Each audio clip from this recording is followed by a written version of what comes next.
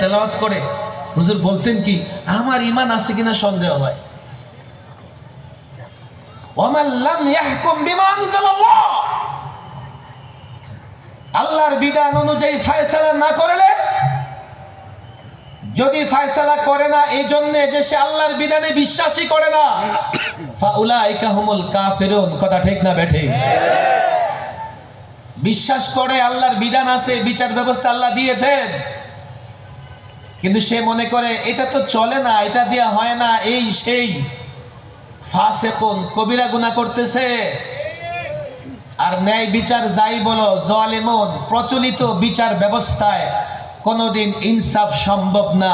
প্রচলিত বিচার ব্যবস্থা জুলুম জুলুম জুলুম। মাশাআল্লাহ, তোমরা তো বুঝে গেছো।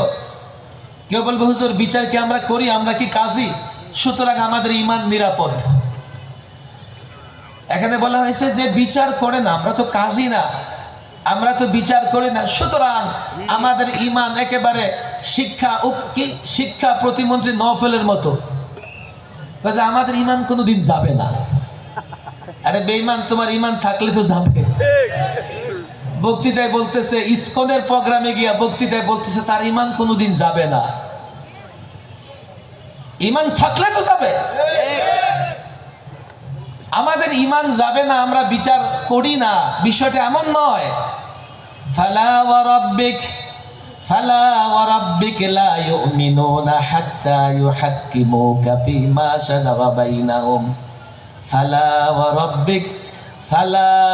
রাব্বিক লা ইউমিনুন হাত্তা ইউহাক্কিমুকা ফীমা শাজারা বাইনাহুম। আল্লাহর কসম, আপনার রবের কসম, সে মুমিন হতে পারবে না যতক্ষণ আপনি নবীকে বিচারক মানবে। প্রচলিত আদালতে বিচার নিয়ে গেলে আমরা রাসূলুল্লাহর বিচারক মানি? রাসূলুল্লাহর বিচার ব্যবস্থা আছে?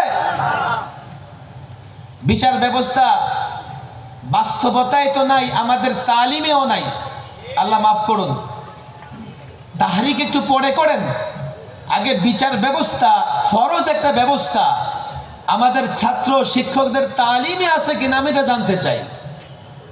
আমরা কিতাবুল কাজী পড়ি, কিতাবুল কাজা পড়াই, কিন্তু বর্তমান সময়ে ইসলামী বিচার ব্যবস্থা আমি কি করে অ্যাপ্লাই করব, কি করে ইসলামী বিচার ব্যবস্থা চলতে পারে, এটার তালিম এখন আমাদের ভেতরে নাই। এটা আমাদের দুর্ভাগ্য।